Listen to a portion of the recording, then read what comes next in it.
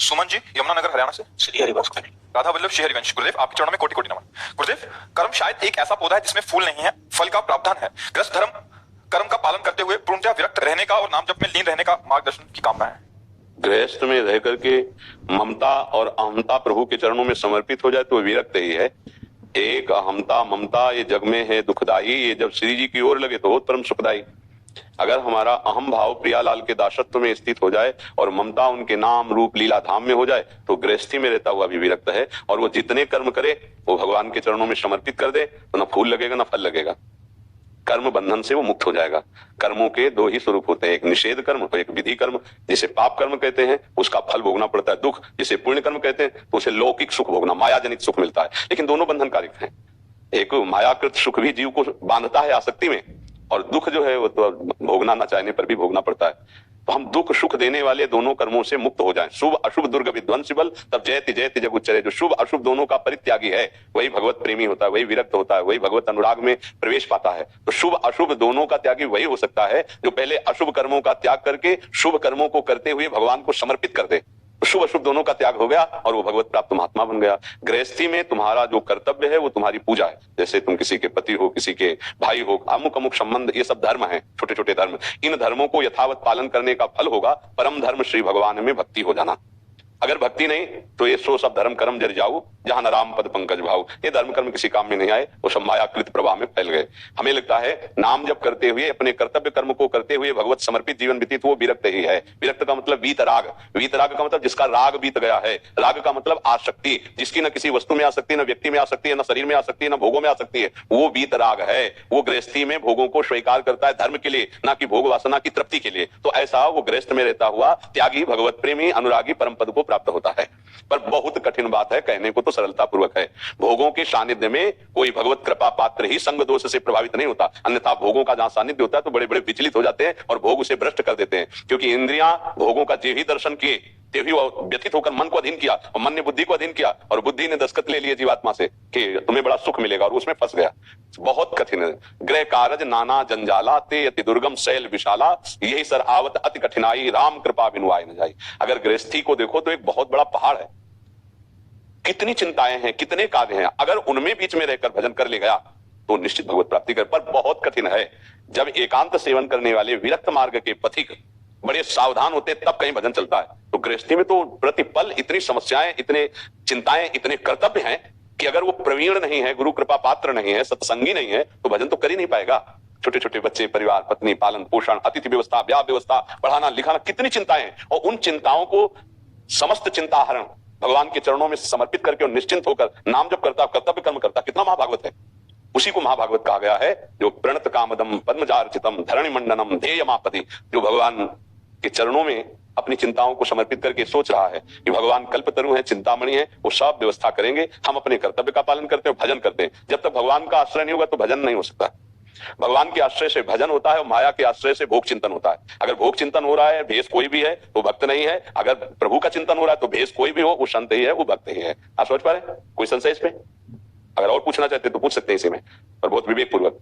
जी, तुम्हारा जब लीन होने का ही मन है, भक्ति में इसमें लीन होने का मन है। हाँ, तो ये तो मतलब बड़ी कृपा है आपके ऊपर जो आप भक्ति में लीन होना चाहते हैं। तो भक्ति में लीन होने का स्वरूप आप क्या समझे? सब मोह माया ये सब, ये नहीं, ये हम लोग इधर उंगली कर देते हैं, ये धोखेबाजी हो जाती है।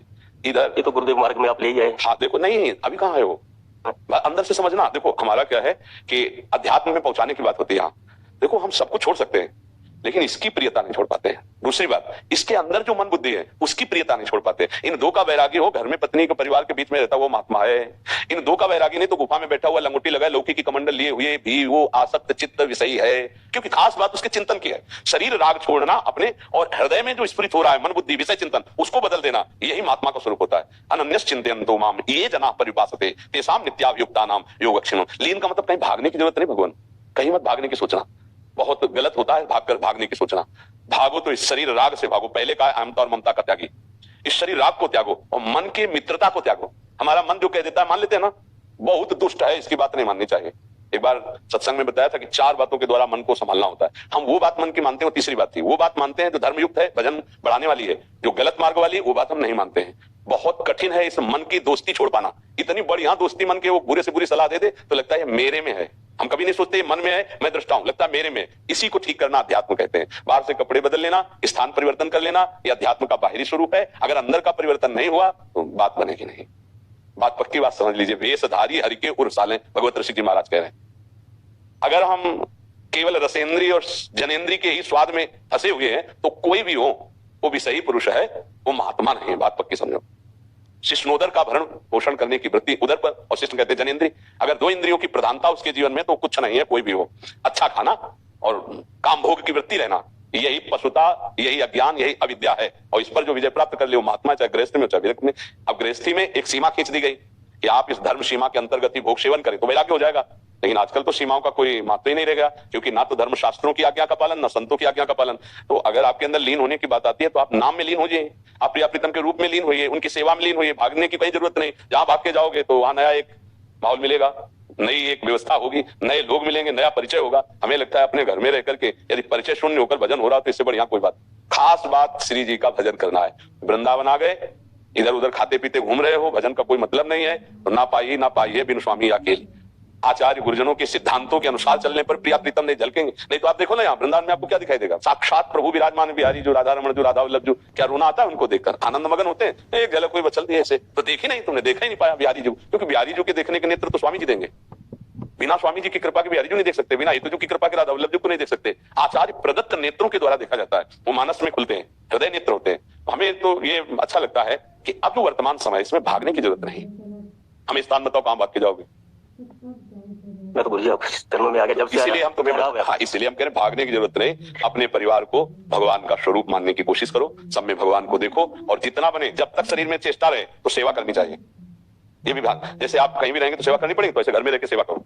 अगर शरीर काम करता है तो हम परिवार वालों की सेवा करते हैं और नाम जप करते हैं, और जो मिलता है उसे खा लेते हैं, और जैसा व्यवहार होता है उसे सह लेते हैं। महात्मा हो आप, और अभी महात्मा बन गए, चार लोग प्रणाम नमस्कार करने लगे तो जिंदगी भर गृहस्थी में रहे, बाहर आकर वेश बना लिया, प्रणाम नमस्कार पूजा स्वीकार की, जो कुछ वृत्ति भी बनी थी वो भी चली जाएगी। इसलिए मुझे लगता है अपने कर्तव्य को पूजा समझे, भगवान का स्मरण करे, खूब मौज से रहे, एक सीमा के अंतर्गत बढ़िया जीवन पार हो जाएगा। गृहस्थ में जो भगवत प्राप्ति का स्वरूप है उसको समझना पड़ेगा। अगर उसको समझ गए तो कर्तव्य का पालन करना सबसे बड़ी पूजा है। सबसे बड़ी बात समझ लो, अगर आप अपने कर्तव्य का पालन कर रहे हैं भगवान की प्रसन्नता के लिए और नाम जप कर रहे हैं, आप महात्मा हैं। अगर आप बाबा जी बन गए, विरक्त हो गए और कर्तव्य का पालन नहीं हो रहा, क्योंकि कर्तव्य अलग हो गया, कर्तव्य का पालन नहीं हो रहा, भगवत स्मरण नहीं हो रहा, आपके शरीर का भरण पोषण करने की मात्रा और पवित्र अन्न, दो पर ध्यान देना। जैसे विरक्त का पवित्र अन्न है उसकी पद्धति, एक आकाश वृत्ति है जो भगवत कृपा द्वारा भेजा जाता है, एक माधुकरी वृत्ति है, एक अजगर वृत्ति है जो शास्त्रों में वर्णन है, और गृहस्थ की है अपने द्वारा मेहनत करके धर्म से कमाए हुए धन के द्वारा भरण पोषण शरीर का करना। ये तो जैसे हमें भूख लगी तो माना भंडारे या कहीं भी हम जा रहे हैं तो हम उधर पोषण के लिए कर लिया। ये दृष्टि नहीं रखने की चार जगह से प्लस इतना बराबर इतना हुआ तो आपके पास भजन होगा नहीं और आपका मार्ग बाधित हो जाएगा। हमें केवल इतना आदेश है कि विरक्त भेष है तो क्षुध व्याधि चिकित्सता, क्षुधा रूपी व्याधि की दवा करते, भिक्षान्नम औषधम, भिक्षान्न के द्वारा औषधि स्वरूप थोड़ा डाला और रात दिन भगवान का भजन कर रहे हैं, तब तो विरक्ति चलेगी। और गृहस्थी में जैसे जीवन भर कमाया, मेहनत की है, अब उसी को खाओ, नमक रोटी खाओ, जो अपमान मिले घर परिवार से उसको चुपचाप प्यार से सहो और मेहनत करो जितना जब तक शरीर में दम रहे। अगर इतना दम है कि दरवाजे पे सोनी लगा सकते तो बिना कहे सोनी लगा दो दरवाजे पे, आप ये देखना कि आप एक महात्मा स्वरूप हो जाएंगे। एक दिन उड़िया बाबा जी एक गृहस्थ के घर गए प्रसाद पाने, तो बहुत तेजस्वी चेहरा और बड़ा गंभीर मुद्रा और माला ले जब कर रहे थे, उठ करके स्वागत किया उड़िया बाबा बैठे। उड़िया बाबा ने देखा कि स्थिति तो बहुत अच्छी है, क्योंकि संतों की एक दृष्टि होती है। तो उन्होंने कहा भाई तुमको तो गंगा किनारे जाकर भजन करना चाहिए जैसी तुम्हारी स्थिति है। उन्होंने कहा बाबा हमने आप गुरुजनों से ही सुना है, जो धर्म से चलता है और अपनी इंद्रियों को वश में रखता है और निरंतर नाम जप करता है तो गंगा जी स्वयं आकर कृपा करते उसको गंगा किनारे जाने की जरूरत नहीं होती। जैसे मन चंगा तो कटौती में तो उड़िया बाबा जी मुस्कुरा दिए और कहा सत्य ऐसा ही है। समझ पाए कि भाई अब जैसे वृद्धावस्था तुम्हारा मन आता भगवान में लीन होना, आप जितनी आयु बची ब्रह्मचर्य, व्यक्ति का गृहस्थी में ब्रह्मचर्य। जैसे यहाँ कोई भी आवे हाथ जोड़ के बात करते हैं, करना पड़ेगा हमारा मार्ग है, ऐसे बहू बेटा से हाँ बच्चा प्राणों से अधिक प्यार करने लगेंगे सब।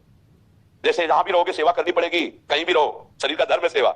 हाँ अब हमको वो सेवाएं करनी है जिनको देख करके सामने वाले को लगे कि ऐसा क्यों करते, जैसे जूठे पात्र रखे सबके हम मान, अरे बाबूजी आप नहीं कोई बात नहीं है, सोहनी लगा दी, घर के बाथरूम साफ कर दिए, अगर शरीर में ताकत, अब ये सब में भगवत भाव होने लगेगा। लेकिन ये नहीं होगा तो हमारे लड़के तुम्हारी बहू तुम्हारा कर्तव्य हमारे प्रति कीजिए, नहीं ये अगर घर में रहकर विरक्ति का आनंद लेना है आपका प्रश्न था तो उसमें ये भाव अंदर आ जाए। कहीं भागने की जरूरत नहीं प्यारे, जहां तुम हो वही भगवान है और जो उन कर्तव्य दिया वही पूजा है। अगर उनका स्मरण वैसे चल रहे हो तो तुम महात्मा ही हो, भागने की जरूरत नहीं, भागने में भागना ही हो जाता और भागते ही रहो। कितना भागोगे? माया का बहुत बड़ा देश है, भागते रहो, कहां भाग के जाओगे? घर से जब निकला जाता है, अगर आसक्ति नहीं है तो क्या घर, क्या झोपड़ी, क्या महल, महलों में कुछ झोपड़ी में बात हो, पर वो स्थिति वाणी से कह देना अलग बात है, वो स्थिति चाहिए। कहां भाग के जाओगे? किसी कमरे में रहोगे ना, कहां भाग के जाओगे? भोजन व्यवस्था के लिए चाहोगे ना, जहां भी भाग के जाओगे, शरीर की आवश्यकताएं हैं भैया, बेकार की बात है।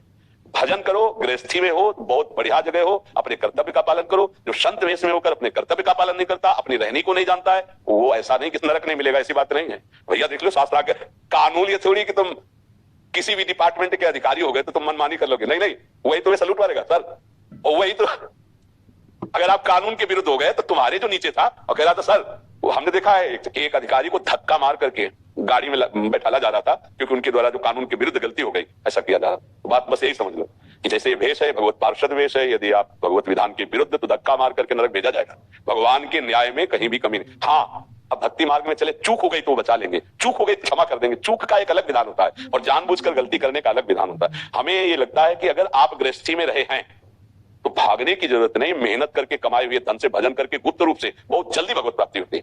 अब सही मानो, अगर सिद्धांत पता नहीं तो हम लोगों का जितना भजन है उससे ज्यादा खर्चा है। हमें जो प्रणाम करता है उसको भजन जाता है, हमें जो पानी मिलता है उसका भजन जाता है, हम जो भोजन करते हैं उसका भजन जाता है, हम जो वस्त्र पहनते हैं उसका भजन जाता है, मतलब जाते ही जाता है। सिद्धांत पता हो कि अब मैं बिहारी बिहारिंजू के चरणों के आश्रित हो, किंचन मात्र देहाभिमान नहीं, अब वो बिहारी बिहारिंजू का हिसाब हो गया। अब उसका कोई, अब इतनी कोटि का इस समर्पण अगर नहीं है तो बोलो उस उपासक के पास भजन कितना बचा? जो अभी नया शुरू हुआ है उसके पास भजन बचा कितना? जब कोई प्रणाम करता है तो अच्छा लगता है कि मैं श्रेष्ठ हूं ना, इसलिए प्रणाम करता है। ये पता ले है कि वो छुरी लगाकर तुम्हारा सुकृत ले रहा है। वो अगर पंचांग प्रणाम कर रहा है तो तुम भी करो, बचा लो अपने आप को जो बचा ला। तो फिर गया जेब से वो प्रणाम नमस्कार, बोले तुम्हारे को प्राकृतिक वस्तु देकर तुम्हारे सच्चिदानंद भजन का हिसाब ले रहा है, कोई खिलवाड़ ले। इसलिए हमें लगता है कि जैसे आप गृहस्थी में रहे तो होता ना, चौथेपन में विरक्त हो जाना चाहिए, तो घरे में रह के आप दूसरे का नहीं पाना है। जहां जीवन भर कमाई की वहीं करना पाए, आपको भजन करना है। ये हम आपके लिए इसलिए विस्तार से बताया कि ऐसा प्रश्न हर गृहस्थी की आ सकता है, इसलिए सार्वभौम सिद्धांत की बात कर रहा हूं। तन्नू राजपूत जी हरिद्वार से। महाराज जी, आप कहते हैं कि नाम जब इतना करना चाहिए कि एक श्वास भी खाली ना जाए। मैं कोशिश भी करती हूँ महाराज जी, अभी अभ्यास उतना नहीं हुआ, हमेशा दूसरों के सुख बचाने वाले आचरण करूं ऐसा भी प्रयास रहता है। हमेशा ये डर बना रहता है कि भगवान राम के आने से पहले कहीं मृत्यु ना आ जाए महाराज जी। क्योंकि अभी शरणागत नहीं हुई हो अंदर से, इसलिए ये सब बातें हैं। अगर भरोसा प्रभु का दृढ़ हो जाएगा, शरणागति परिपक्व हो जाएगी, तो विश्वास और श्रद्धा इन दो का विशेष प्रकाश होता है। और देखो, जैसे अपने पति का अगर वास्तविक भाव से स्वीकृति हो चुकी है तो 1 मिनट की स्वीकृति से ही पूरे जीवन की स्मृति बदल जाती है। आप ध्यान रखना, जैसे पति है 22 वर्ष की अवस्था का, आपकी 20-21 वर्ष की अवस्था है, और जहां पाणी ग्रहण हुआ और हमारे हृदय में स्वीकृति कि मेरा जीवन का साथी ये, अब उसी रात्रि को अगर स्वप्न आवे उसको और कोई और पुरुष दिखाई दे तो अस्वीकृति होगी कि मेरा पति नहीं, मेरा पति होगा। मतलब स्वप्न पर, सूक्ष्म शरीर पर जागृत अवस्था की स्वीकृति का प्रभाव पड़ गया। अच्छा, उसी दिन से उसी घर का अगर 1 चम्मच भी कोई लेगा तो वो ये नहीं कहेगी कि मेरे पति का चम्मच क्यों ले रहे हो, कहेगी मेरे घर का चम्मच क्यों ले रहे हो। स्वीकृति बदल गई ना। अब वो कभी पति का ध्यान नहीं करेगी, पति का स्मरण नहीं करेगी, पर कभी पति का विस्मरण भी नहीं होगा या पत्नी का विस्मरण भी नहीं होगा। यदि परस्पर प्रीति है, इसमें कौन सी साधना हुई? हमें यह बताया जाए कि इसमें स्वीकृति जोर की हुई या साधना हुई? साधना तो कुछ हुई नहीं, इसमें स्वीकृति हुई। और हम भगवान की स्वीकृति इस जोर से नहीं कर पाते, यही कमी है। अगर ये स्वीकृति हो जाए तो श्वास में एक नाम नहीं, श्वास